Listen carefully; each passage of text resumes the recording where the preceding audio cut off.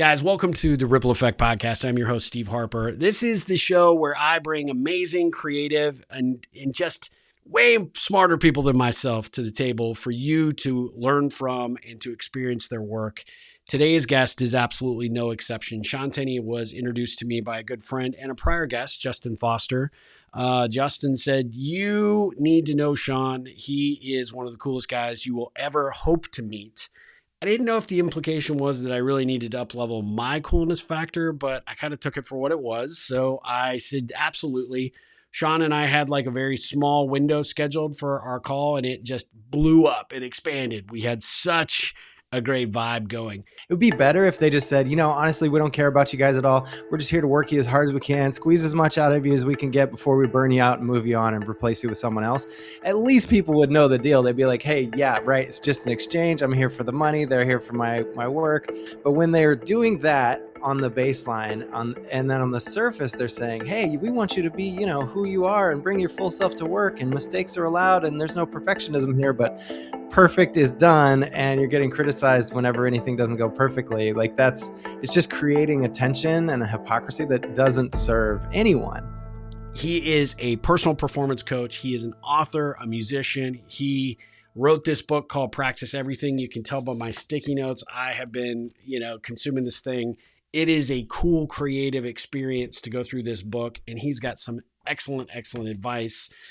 And he's just one of the purest hearted individuals that I've had the pleasure of getting to know. I love how the ripple happens. I love how connecting with one person who I interviewed connects me to another person, and here we are, right? This is going to be a fun interview because I think Shaun has such a unique perspective on life and where you can start to adopt this practice of practicing into every aspect of what you're doing, whether it's from a performance perspective, whether it's from a work or career perspective, or just living the life that you really need to be living. I'm super excited to have him join the Ripple Effect podcast. So enough about that. Let's dive into this episode with Shaun Tinney.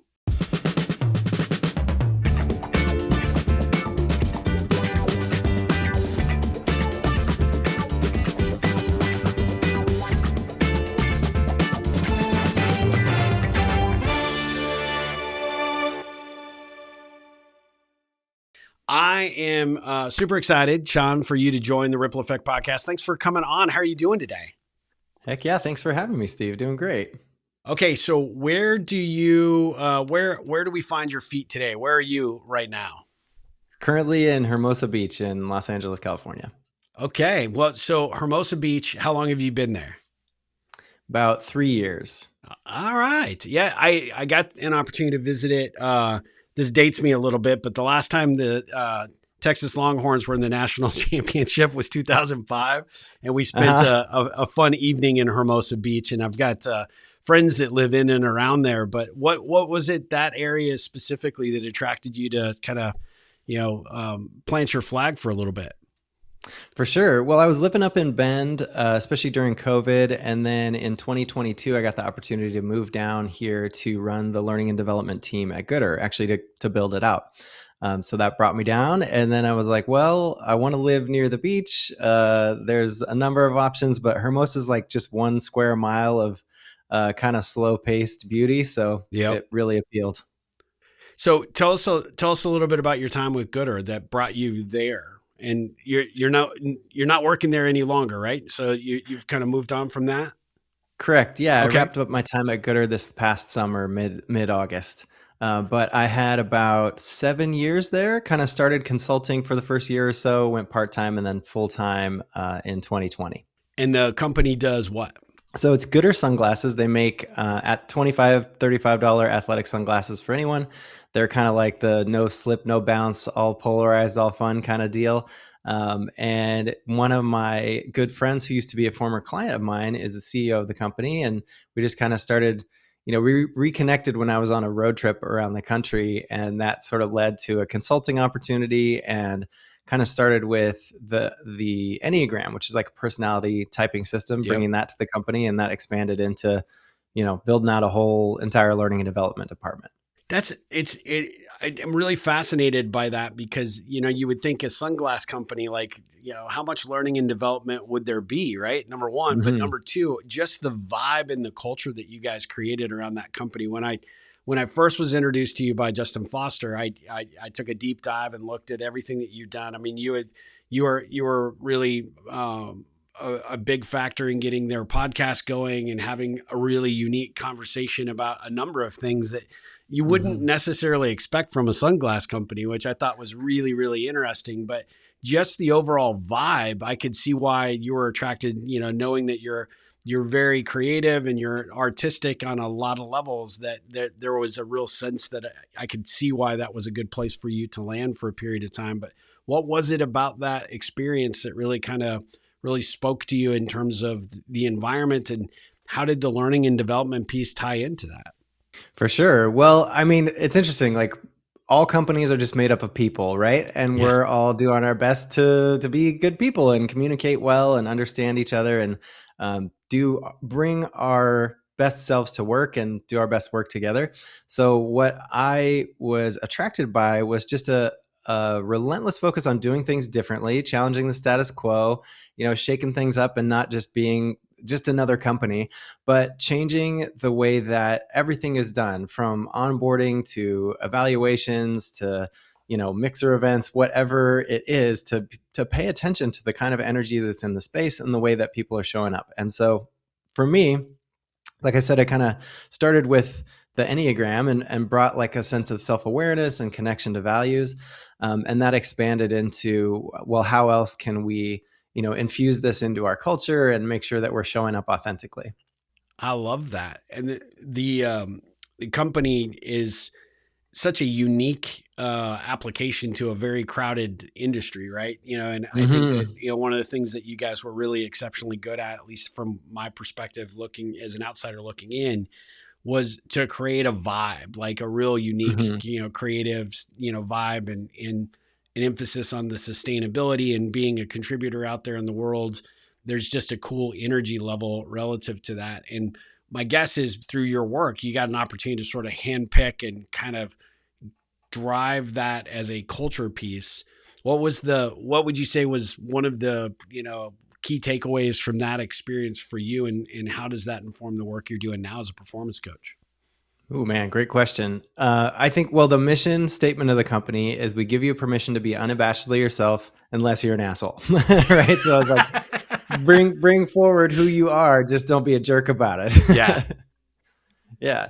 So that, for me, myself, my challenge personally, is to develop my voice and to be more assertive and be willing to participate in the conflict that can create peace, right? In the things that are difficult to face, but create easier environments when we work through Yep. those things. So I have that challenge constantly, and it was an interesting challenge to bring that forward into a shared space. Right, we're developing shared language, shared strategies.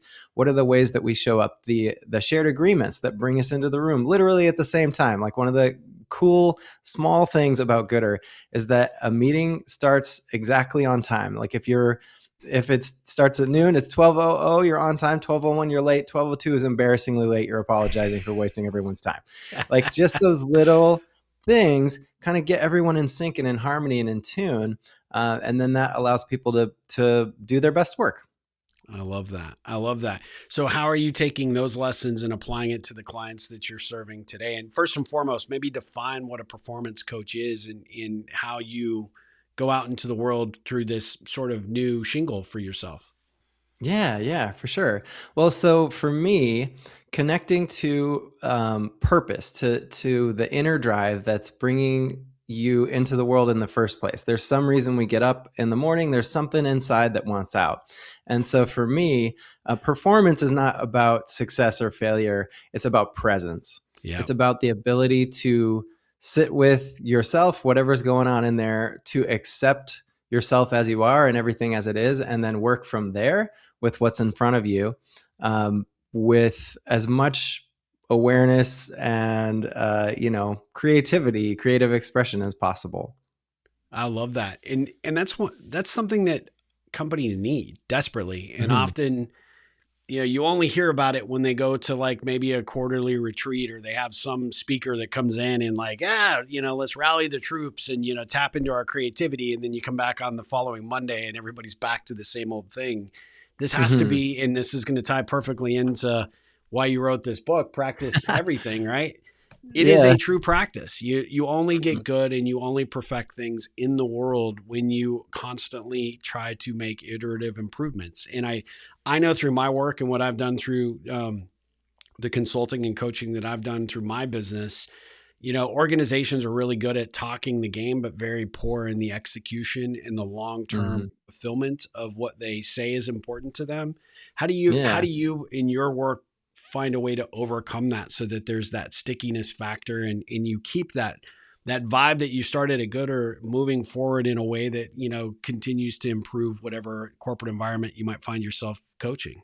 It's a great question, Steve. And that all comes down to behaviors, to actions. Like if, probably a trope at this point is like the CEO read a new book, and so now we're all going to go through this training, right? Like that, it's not information people lack.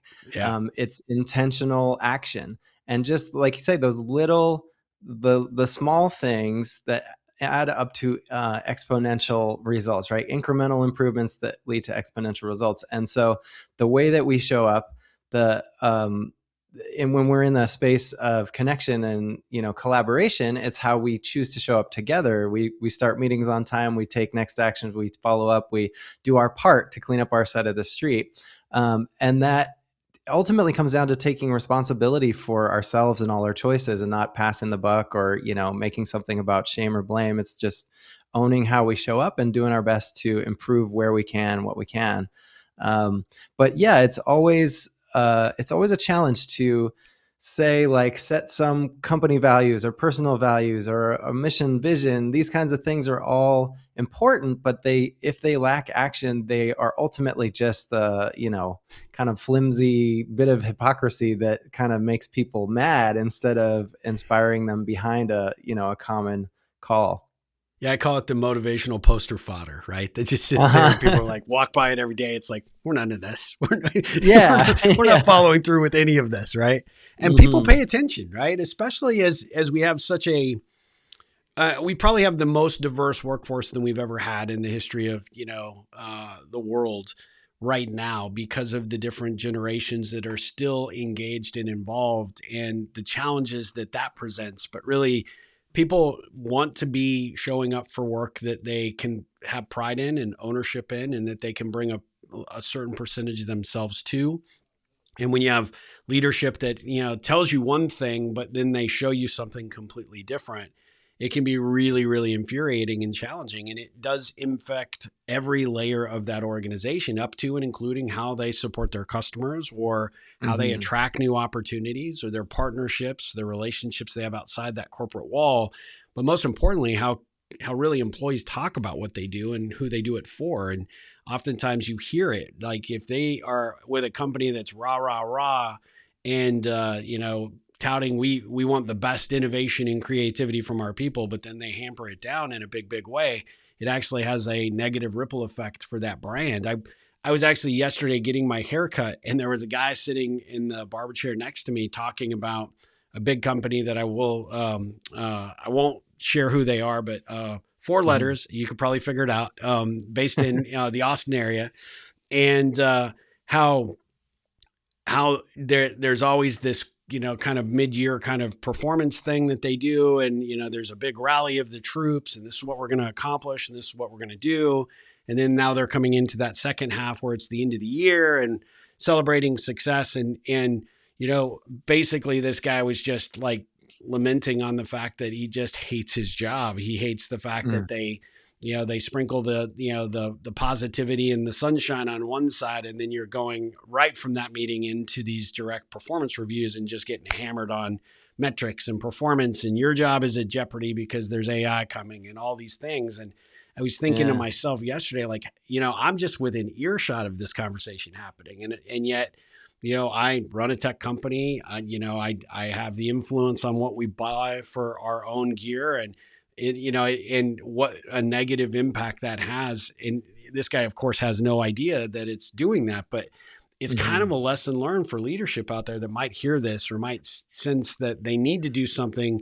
If you're going to do it, bring somebody like Shaun in. You need to be committed to doing it. You got to be committed to actually fulfilling that promise in those deliverables, and don't just do it because it sounds like it's the nice, new, cool strategy to follow, because it does pervade everybody that goes through those doors, but it also has a Hmm. way to impact your brand and what people think about your brand outside of it because of conversations like that, what they pick up at a happy hour, a networking event, or sitting next to someone at a barber chair. So I went on a rant there, but it was just kind of perfect timing that I just went through this Hmm. experience and how it negatively influenced me.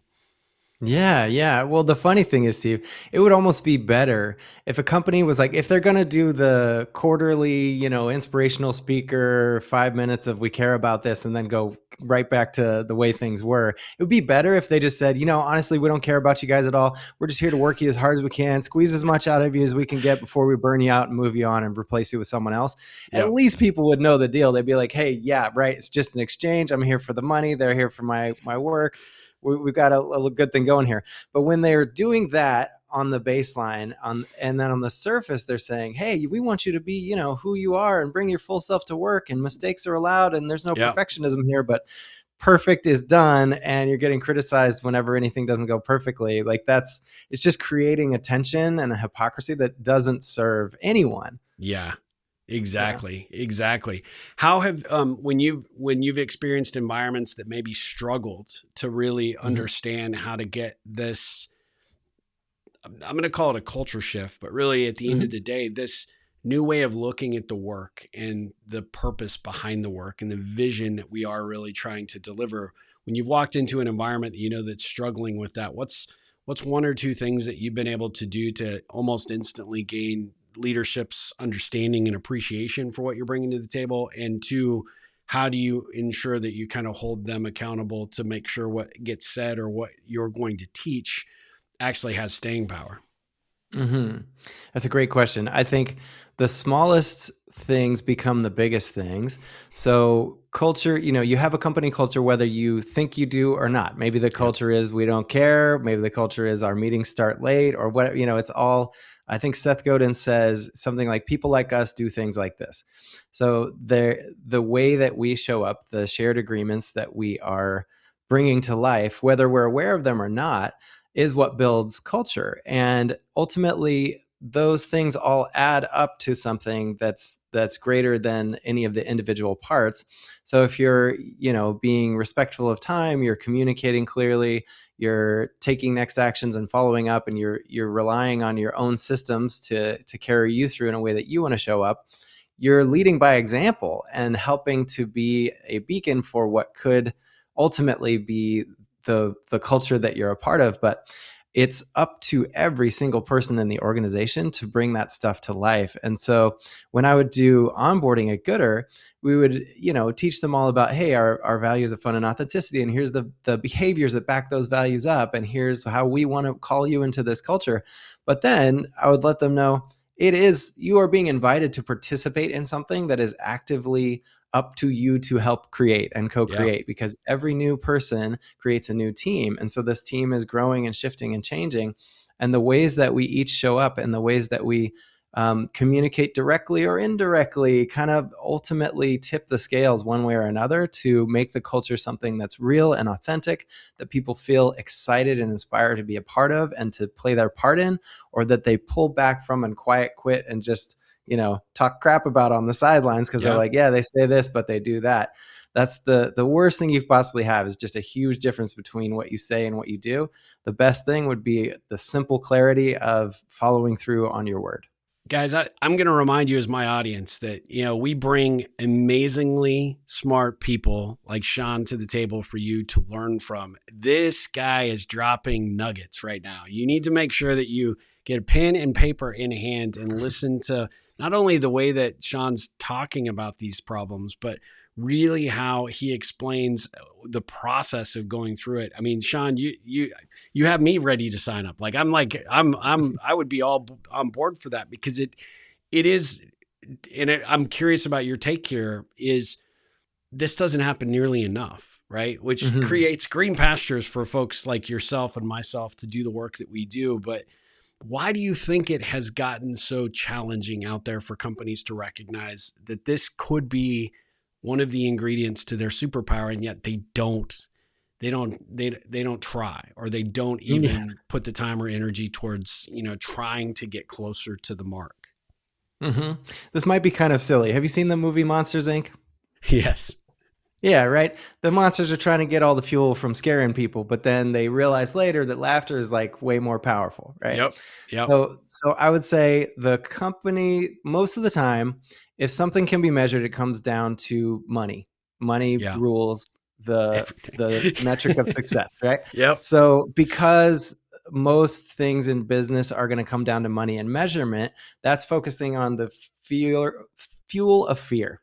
And the thing that they're all trying to produce is like a sense of levity and laughter and ease and flow and communication and connection and authenticity that can only come from people feeling safe to bring their full Yeah. selves to work, to let their energy flow freely into their work and devote themselves to something that's a higher purpose than just whatever they can do on their own, because they know I trust myself. I trust the people that are around me to have my back. I'm going to have theirs. We're going to lift each other up. There's no limit to where we can go as a group if we're sharing the credit and sharing, our positive energy, or even our challenges and struggles. Honestly, one of the things that I brought to goodr was the idea that bad news is no time and no options. If you have time and options, you still are communicating good news, and that makes it easier for people to say, "Hey, this deadline is going to miss. We need to renegotiate this, but it's all good because we can still succeed here," right? Whereas most Mm-hmm. people will hold on to the bad news until it's too late. There's nothing you can do about it, and now And there's a you're big out of problem. options. Yeah. Right, right. So it's just like, how can you co-create a space where success is always possible? And one of the ways to do that is not to focus so much on the outputs, the numbers, the, shift 345, like number sign, dollar sign, percentage sign, but the inputs. And that is always a function of people, and people are way more than just numbers or logic or data. We're emotional beings, and things change based on the sun, moon, gut health, like weather. It's all over the board. So just inviting each other into a space that is inclusive of our humanity is the beginning of that road to success. I I love this. I love this so much. There's so many different ways we could take this conversation. My head is spinning just with all the brilliance that you are laying down. Let me go back for a second though. You obviously tapped into something that not a lot of people really are focused on, or maybe not spending the time necessary to understand how it becomes a critical piece of how they show up in the world. Not just the work that they do, but really truly embracing the approach that they need to take in order to live a life that feels rewarding, right? Yeah. And self-supportive. What was it in your upbringing, or was there a circumstance or two that sort of led you down this path to have such a uniquely positive outlook on life, number one, but also how it's framed what you do, not only in your prior career, but what you're doing now through your coaching, to give people this breath of fresh air in terms of how to look at things from a different angle and different perspective? What was it in your background or history that sort of helped you arrive to the cool dude that you are today? Whew. Be hard to isolate any individual thing. We're all shaped by everything. Sure. I think for me, actually, as I look back, like when I was in school, just growing up, our family moved around a lot, and I was in a different school every grade from third to 11th grades. So every Wow. single year I'm starting over. I actually the happy answer is like, oh, I got really good at making friends. I actually didn't make that many friends. I was very nervous and shy. And so I would come into a new environment and just kind of be feeling out the situation. And I could always tell, who's in which part of the hierarchy of this class or this school or whatever. And I put myself at the the bottom. I'm just new. I'm just here to observe. I'm kind of like shy, probably going to get picked on if there's a bully, probably going to just kind of cruise through and make a couple friends. And then I know I'm going to be moving soon. And so that feeling of constantly being on the move and just sort of being a visitor, put me in a very like inward place. I was kind of feeling my way through things and sensing, where is their tension, where is their harmony, where are things flowing, and where are they stuck. And so for me, that meant I spent a lot of time alone, and I spent a lot of time with my guitar. I think I fell chemically in love with the guitar. And then I learned that through dedicating myself to music and understanding something that is like literally harmony and dissonance and, a different kind of tension that you can hear where there's something that wants to resolve or move in a certain direction. I can kind of connect those two things to just the way that we show up as people and the environments we create together. When you're trying to collaborate with musicians, it's important to be on time, playing to the same rhythm and playing in the same key. And when you're collaborating with people, it's exactly the same. It's just that the music has a different kind of flow to it, right? There's a timing and a rhythm to the way that we show up, and everybody gets their own solo, so to speak. So feeling into the way that we create a shared space as people, and then noticing that we should only expect to be good at something that we're intentionally practicing. We should expect to suck at something that we don't practice. That's right. And the way that we are in any situation is part of that practice, right? For me, with the guitar analogy, most of my work is hidden practice. I'm alone working on my scales, working on chords, jamming with tracks. And then in the rare case where I get to go on stage and perform, all that practice shows up with me, right? And so the same is true like when we're in a shared space. It's like I'm practicing everything that I'm doing. How you do anything is how you do everything, right? Yep. It's all creating the space that we share. It's responding and reacting to what's going on around me. And so I think I just got really tuned into that. Like, okay, how does it change the space I'm in if I do nothing? How does it change it if I do something? What if I share the thing that I'm afraid to say? Does that create a space of shared vulnerability where more people will do that or not? And then just watch and see what happens over time. People respond in personal ways to that. And so that kind of gave me a unique perspective of how we can kind of harmonize as groups or create unnecessary tension that isn't serving the common good.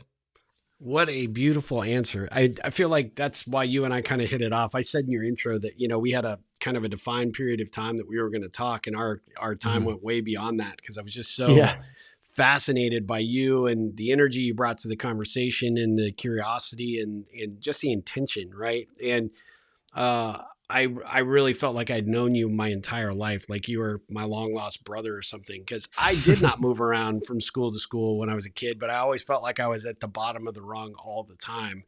And I felt like, and I did not appreciate it until many years later, the power of observation and how critical and important it is, and how much it taught me along the way by recognizing various things, the dynamics, the social dynamics, and in the various classes that you might be in, like you said, identifying who the potential bully or threats might be, or, where the hierarchy fit, or what people, how certain comments or certain situations really affected certain people, and just being very keen and observing those things. And to a degree, being able to leverage that in a way to actually start a conversation with someone that I might not have otherwise had the courage or the confidence to do it. I'm very introverted and shy as well.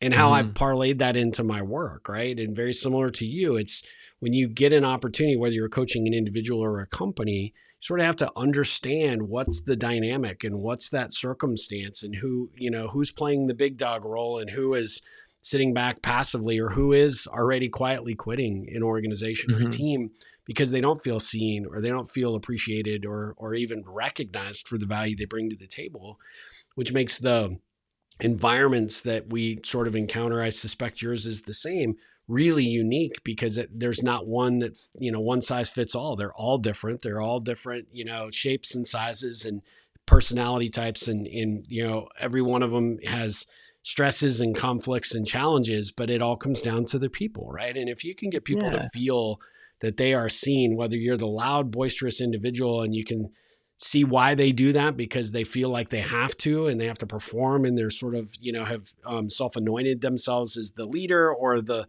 loudest voice in the room versus people that are the real thinkers that are really strategy and, connecting the dots and being able to understand the interlacings of an idea or a project or whatever.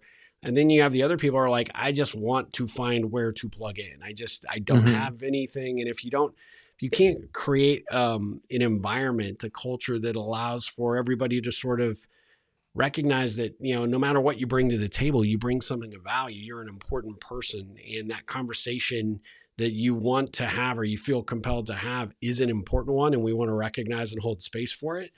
I find those dynamics really fascinating because you can look at any corporate environment you and I might go into today, and it looks a hell of a lot like our third grade class, right? Yeah. Oh, yeah. Or ninth grade high school.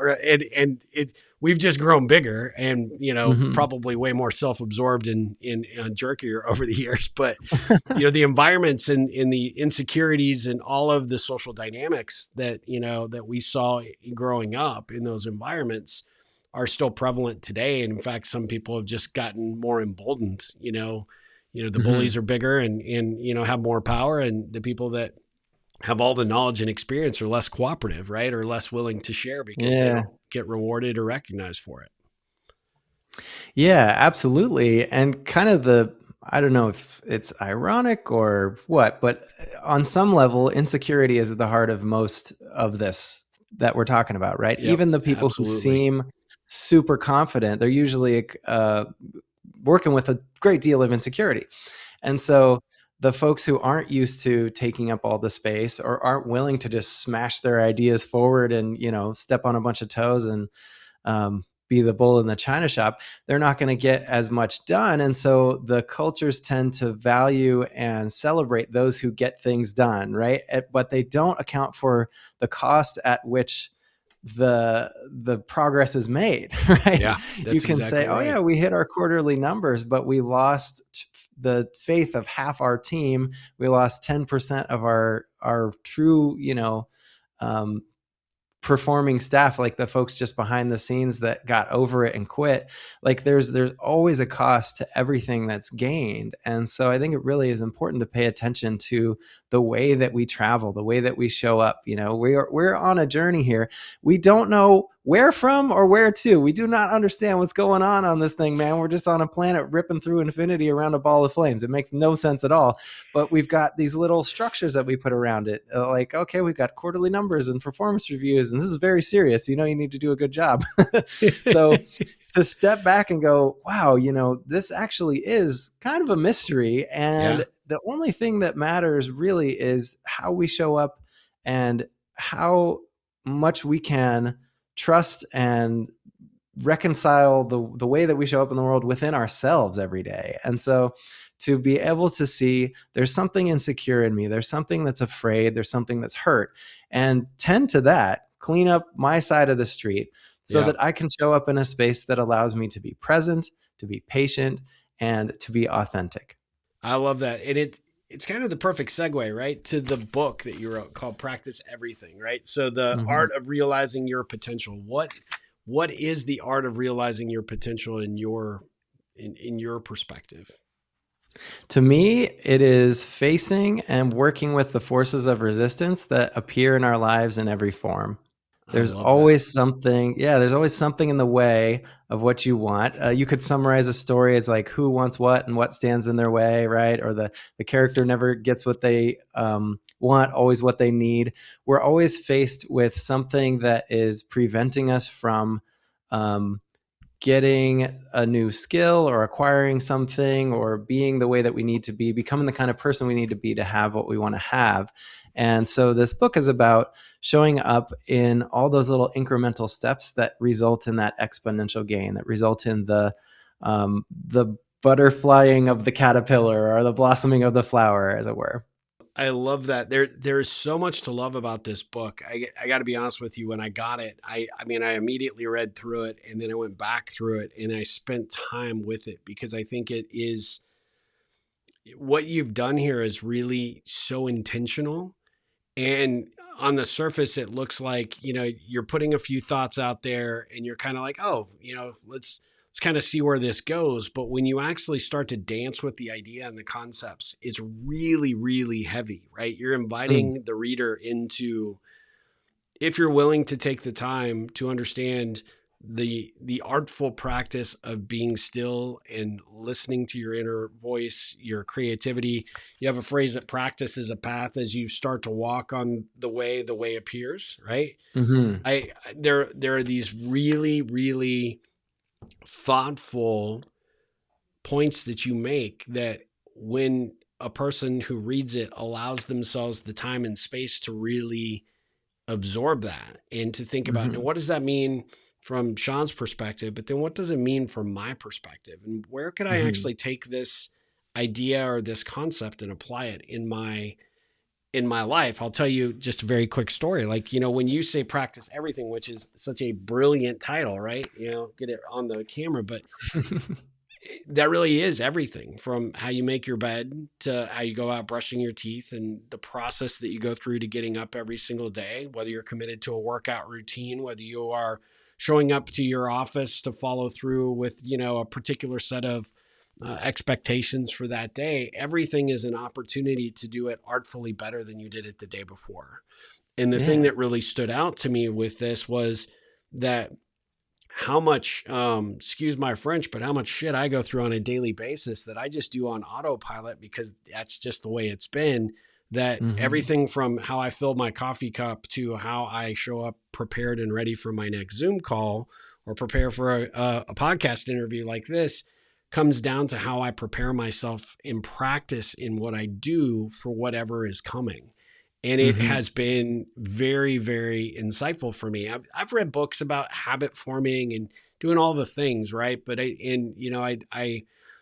I'm on the surface understand and appreciate those concepts, but the way that you do it is so artfully done. Not only are your illustrations infinitely interesting and really, really impactful, but the way that you present it is not just in your face. It's just a nice little nugget to take and absorb and do what you want with it. And I kept finding myself going back to certain ones going, okay, yeah, I see where you're going with this. I see where I can apply this. Most importantly, I can see the benefit of doing it and doing it better. And I only get better by continually practicing and improving along the way. Was that the output that you were hoping to get from someone who reads it? Or what was your ultimate goal when that may have just been me and I could be just odd. I don't know. Right. No, man, that's a great response. I mean, the quote that you read there was from Rumi, right? He's from a long time ago, but those points about the way that we show up, as we start to walk on the way it appears, right? The path is unknown to us before we take the leap, take a journey, take the first step. And so that's facing resistance is always ahead of us. I say in the book, resistance is always equivalent to your strength -1. So you are very powerful. Resistance is also very powerful. So everything that we try to do, we're going to be pushing against that force that's going to shape us and grow us. And then as we start to move forward out of the space of just thinking and analyzing, we get into the space of experience where we can react and respond to the world as it is.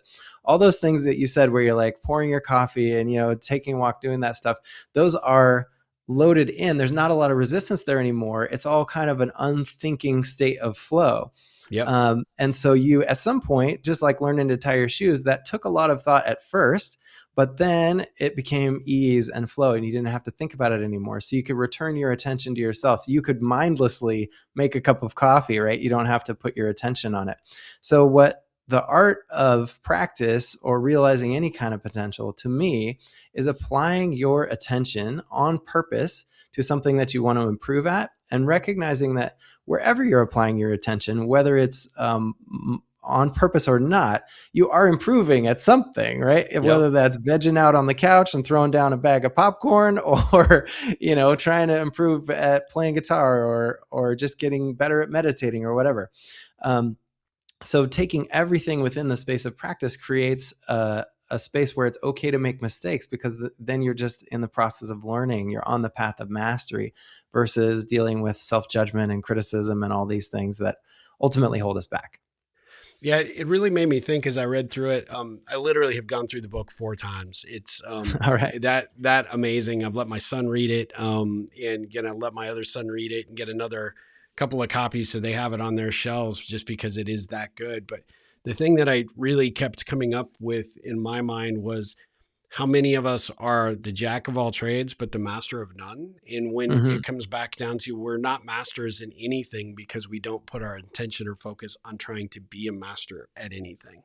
And the practice piece really spoke to me in such a big way. And like I said, I've read other books about habits and process and approach, and they're all good. Everybody does a really good job of making a case for why you should be intentional about what you do. But what I found personally from my own experience reading this in your brilliant work is that if I can get good at one or two things, it gives me the confidence to get more focused and more intentional about getting better at other things. So Mm-hmm. small things like, and it seems really, kind of like a really dumb example on my part, but everything has an aesthetic to it. Everything has an intention behind it. Everything you do, how you show up in life, can have an elegancy to it, even when nobody else is looking, right? Mm-hmm. Showing up and, following through with a certain number of things that I do on a day, just a small modification or adjustment to make that practice a little better, actually Mm-hmm. has made my day so much better. And because I Yeah. can sort of use that as my anchor point for the beginning of my day, or a reference point for my journey of how my day is going to unfold or my week is going to unfold, it really does empower me in such a way to actually want to do better at almost everything that I can, right? Which Mm-hmm. means, you won't be great at everything, obviously, but at the end of the day, if you're showing up and being willing to practice and be intentional about other things, now all of a sudden you've kind of made that culture shift in your own mind and your own way of thinking, and actually how you show up for the work that you're being, asked to do, the companies that you're being, engaged to work within, the teams that you communicate and cooperate with, but then also in every other aspect of your life, how you show up as a neighbor, how you show up as a spouse or a friend, or just another community member. In our case, as Ripplers, like for the people that are Mm-hmm. watching or listening to this, this is an opportunity for you to get better in such a significant way, but it doesn't come just easily. You have to put in the time, you have to put in the work. And like you said, Shaun, with, if I want to get better at a guitar, well, I have to get good at picking up the guitar and trying to be intentional about getting better at it. Mm-hmm. Yeah. Well, it's so beautiful to hear you say all that back, Steve. So like what I was thinking as you were saying that is, if you see your life as the work of art, as the potential that you are bringing forward into the world, then there's nothing that's outside of the scope of your practice. You could apply yourself to any individual thing you choose, whether it's making a cup of coffee in the most masterful way or playing a beautiful piece on a piano or guitar.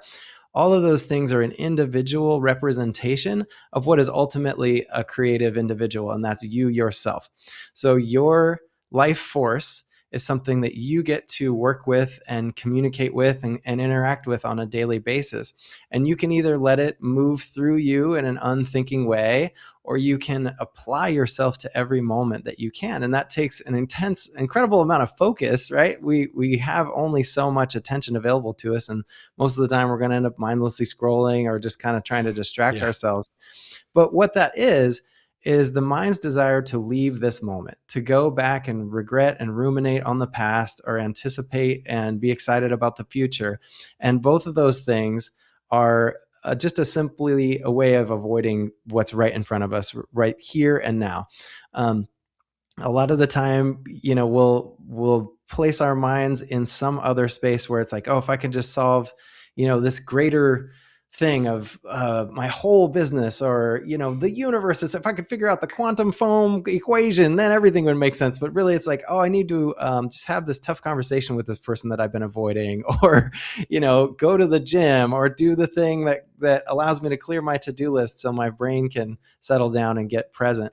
So to tune in to your own inner guidance system, your inner compass, and really listen. What are the feelings that are showing up in me? Where is there tension? What is something that wants to be expressed, but I'm not giving it any way forward? I'm not Yeah. applying any action to those things. We already have all the answers within ourselves. And then those answers bump up against these systems that were created before we got here. And then Yep. our minds try and reconcile the two. And usually they can't be reconciled. Sometimes they can, and it's great. But for the most part, I think growth as individuals is learning to individuate and to listen inward and just start to trust that inner voice and your gut feelings and instincts and reads on a situation, because ultimately we can talk ourselves out of something that we kind of already knew what we should be getting into. Yep. And how many times have you made a decision or done something that went against your gut feeling and gone, I knew the answer, I just didn't do it, right? Yeah. Or I wish I had, right? I just listened to that gut, but I didn't do it. I, Yeah.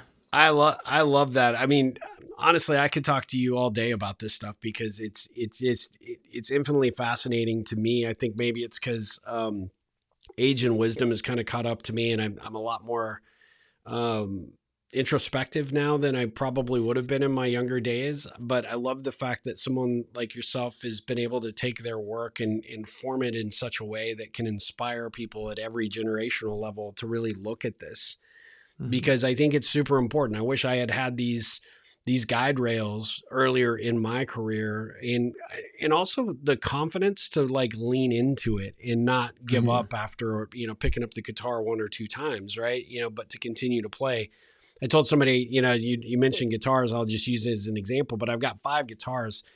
I suck at it totally, but I love Mm-hmm. it at the same time. Yeah. I love sucking, but every year I suck a little less. And I'm never going to be in a band. I'm never going to be like, a rock star kind of player, but I don't do it for anybody else's enjoyment. I don't do it because I'm getting paid to do it. I do it because I like it and because I'm Yeah. challenging myself to get better at my own pace with my own experience. And eventually I'll get to a point where I feel like, okay, now I've gotten to this area because uh, I'm happy with where I'm at, and I'm happy that Mm-hmm. I've gotten here because I didn't give up. And I think whether it's playing guitar or taking on a new practice, or how you show up in the work and how you show up in your life, I think it does come down to making that commitment to yourself in those moments when nobody's listening and nobody's watching or paying attention. You have to be the one that makes that commitment to yourself that you're going to get a little bit incrementally better at whatever it is that's important to you. And so Mm-hmm. I think that, the book really spoke to me on a big level because I've really come into that in my own life. And I think what you did was just sort of shake it up a little bit more and made me look at it through a different lens and be even more excited about the participation of actually practicing whatever it is that I want to get better at. Yeah. Well, and when you're doing something that you love, you're spending your life in an enjoyable way. And Yep. what better way to spend your time, right? That's Doing right. something that you can enjoy, because then you're going to show up in the world in a different way that's going to ripple out positively through many layers that you can't possibly predict. Yeah. Um, Yeah. One of the things that I love to think about is we are now, you and I are the future version of our former selves. If you go back 1 year, 10 years, right? If we'd started a practice of doing pull-ups or push-ups every day, we'd be crushing it at that now because of the compounding influence of time. Yep. So I always think, how can you give a gift to your future self? And the only way that you can do that is here now. So the pillars of this book are: everything is practice, practice is progress, progress is success, and success is now. That means you are always succeeding as long as you're practicing, and that's only ever happening in this moment. You can only change a little, and you can only change it now. So what can you do right now to change something just a little bit so that in the future you're experiencing a different version of yourself with different possibilities and capacities? The way that you can do this is to pick anything that matters to you, remove the resistance to doing the thing, and then do the least you can every single day. Just make it a part of your life every day. Over here to the side of me, I have a guitar on a stand so that I can just grab it. There's no resistance of the case under the bed. The extra 30 seconds to get to it, I can just grab it. All I have to do to check my play guitar box for the day is play one chord. So that means I've removed the resistance from, I got to practice for an hour or two. I just have to pick it up and play a chord. So every day, guitar is part of my life for that one chord at the minimum. But most of the time, once you have it in your hands and you start to play, you're going to play a few songs, play around, maybe an hour goes by. Yeah. But that came with ease and flow and joy instead of a feeling of, oh, I have to do this and I really got to get myself to focus, you know? I love that. I love that so much. And we have a very similar practice, right? In terms of that regard, it's just show up and do it. And for me, it's, I go up in my game room, after a day, especially a day that's been stressful or particularly frustrating. And I can look up and be like, where did 2 hours go? Like, how the heck did that happen? But it's also like really invigorating, because at the end of the day, when you do those things, and you find that flow, and that could be true whether you're playing guitar or you're writing, or you get really into researching something that that really speaks to you, and you're getting, you're adding to your knowledge base or experience about something. It is really probably one of the truest gifts that you can experience in life, is to find that flow. And you only get there by doing something today that tomorrow's version of you is going to thank you for. And so I think that your reminder there is just spot on. Just For sure. You're amazing at every level. I got to be honest with you. I mean, I'm just so grateful that Justin connected us, and that you've come into my life at this juncture, because I just feel like there's so much that I'm going to benefit from knowing you. So thank you for that. Heck yeah, of course. Thanks for bringing me on here and making the time to connect and chat like this. Well, I appreciate it. I appreciate you making the time. Before we let you go, one of the things I do on every one of these episodes is we do a little bit of, because I could talk to you about this stuff. Like, I mean, we could geek out for another 2 hours with no problem, but I want to be respectful of your time and the schedule. But one of the things that we do is that we ask a few Ripple connection questions. These are just questions that are kind of fun but insightful to our guests, to learn a little bit different, aspects of our guests, and, kind of who they are at their core. Are you game for that? Mm-hmm. Sure. Let's do it. Awesome. What is the one thing other than guitar that you really love practicing right now? This is going to be silly, but walking. I love going for a walk on the beach with my sister or with a friend, and just connecting and processing life. It is a practice, because it's easy to just chill and sit on the couch and do nothing. But I'm like, oh, let's go for a walk, and usually try to time it with sunset so I can see all the beauty that nature is up to. I love that. You'll have to send me a text, a photo via text of the next Hermosa Beach sunset. You got it. They are magical there, without man. question. They're, especially during winter, it just goes off. What is a skill or activity that you have yet to try that you really want to in the upcoming year? I think one thing that I've been practicing in different contexts is just doing this kind of thing, right? Speaking, developing an economy of words that allows me to communicate a message, and I want to do that as professionally as possible. My like hidden goal, which I'll just tell you and everyone listening, is I want to be professionally encouraging so that I can flood the world's supply of wonder. And to me, that means I've got to show up doing things that are important to me in ways that allow me to enjoy my life, and hopefully have the ripple effect of everyone who I get to interact with feeling that part of themselves awaken as well. I love that. What did the 7-year-old version of Shaun want to be when he grew up? I think the trouble with that was I never had a good answer, man. I remember in 6th grade, they made us do these posters of your future career, and I had no idea. So I just picked astronaut, and like, what a great way to say, like, I'm disconnected from Earth right now. I don't really know what my purpose here is going to be, you know? Yeah. The little That's a guy pretty didn't good have one, the but answer, that's for sure. pretty good, a reasonable one too, based on, kind of how you grew up and all the changes that you experienced. So that's not a I bad know. I'm one at like, I'm all. just floating through. Yeah. What does the current version of Shaun want to be when he grows up? Man, an adult? No. I want to be someone that I can be proud to look in the mirror at every day. And to me, that's, listening to my inner compass and developing and honing my integrity and showing up in ways that are supportive to others. I love that. Very well said.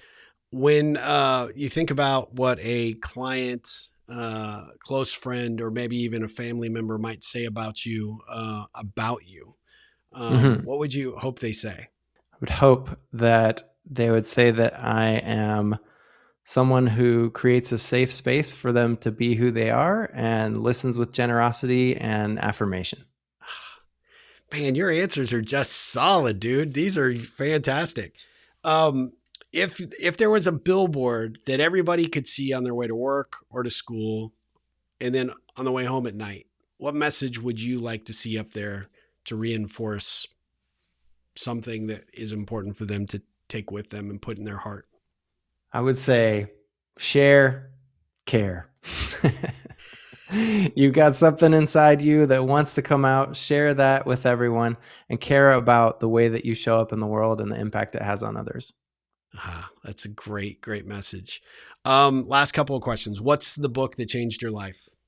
Man, I ran into a copy of the Tao Te Ching when I was in college. Yeah. And I remember one of the first lines I opened to it said, "The ocean is greater than all rivers and streams because it lies below them." And that just blew my mind. So after that, I got hooked on the mystery of whatever Lao Tzu was writing about. And that's carried forward into a lot of my work. Probably half the quotes in Practice Everything are from some kind of Eastern wisdom. I love that. Yeah. The 10 years from now, when they're making the major motion picture of Shaun's life, the title will be what? Hopefully Practice Everything.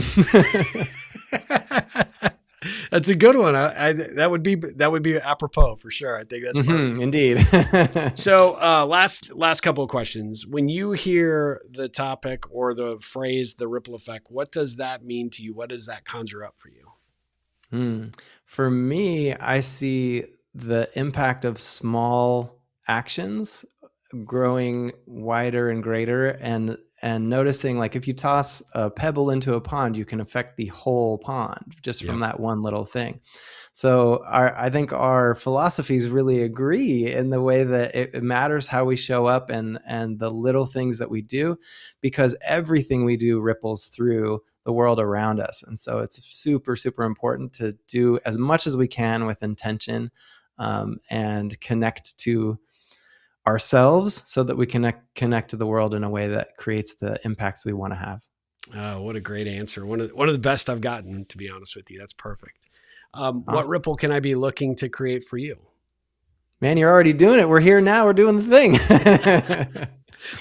This is nothing. What else can I be looking to do for you?